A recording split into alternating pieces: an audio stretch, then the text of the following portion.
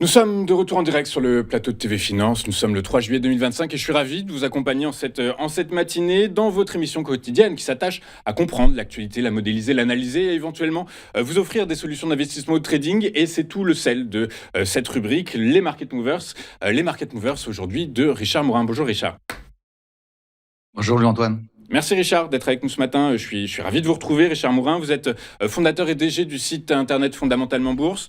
Avec nous justement pour nous expliquer si à l'aune de vos travaux de recherche et d'analyse, il existerait des actifs, des actions sur lesquelles il pourrait être intéressant de se positionner. Il y en a 3 aujourd'hui. On va parler de 3 actions. On va commencer par Porsche. Porsche qui, est-ce que c'est intéressant? Le dossier Porsche est intéressant alors que tous les fondamentaux sont plutôt mal orientés. Est-ce que vous nous dites oui, potentiellement on a atteint un point bas et ça peut être intéressant de rentrer sur la valeur?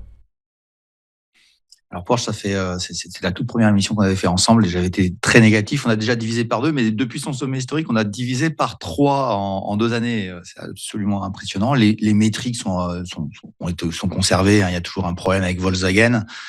Pour moi, Porsche aujourd'hui est encore chère, alors qu'elle a déjà divisé. Elle est à 43 € à peu près aujourd'hui. Et quand on voit le graphique, on se dit, il y aura peut-être un rebond. Alors, rebond technique, rebond de trader, effectivement, c'est toujours possible.